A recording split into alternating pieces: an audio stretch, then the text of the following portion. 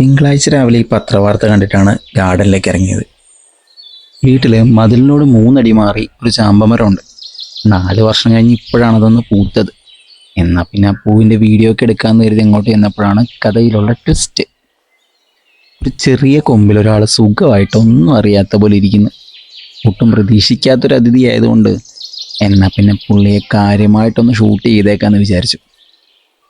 കാഴ്ചയിൽ ചെറിയ ഭീകരതയൊക്കെ ഉണ്ടെങ്കിലും ആളത്ര ഭീകരനൊന്നുമല്ല. നമ്മുടെ സാധാരണ റാറ്റ് സ്നേക്കാണ്, മലയാളത്തിൽ പറഞ്ഞാൽ ചേര. കാര്യം വിഷമൊന്നുമില്ലാത്ത പാമ്പാണെങ്കിലും നമ്മൾ അങ്ങോട്ട് കയറി ചൊറിഞ്ഞു കഴിഞ്ഞാൽ പുള്ളി ഉറപ്പായിട്ടും കടിക്കുമെന്നറിയാം. അതുകൊണ്ട് പുള്ളിയെ പരമാവധി ബുദ്ധിമുട്ടിക്കാതെ വീഡിയോ എടുക്കാനായി പിന്നെ എൻ്റെ ശ്രമം മൊത്തം.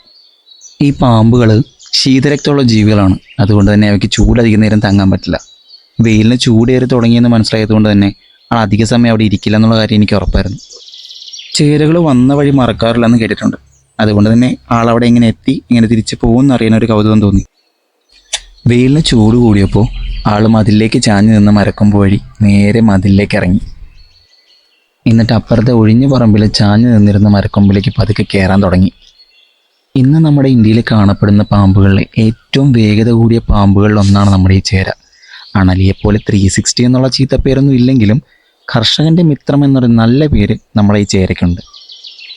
കാര്യം പാമ്പാണെങ്കിലും ഉയരമുള്ള സ്ഥലങ്ങളിൽ വലിഞ്ഞ് കയറാനും ഉയരമുള്ള സ്ഥലങ്ങളിൽ നിന്ന് താഴേക്ക് ചാടാനും ഒക്കെ ചേരയ്ക്ക് പ്രത്യേക ഒരു കഴിവുണ്ട്.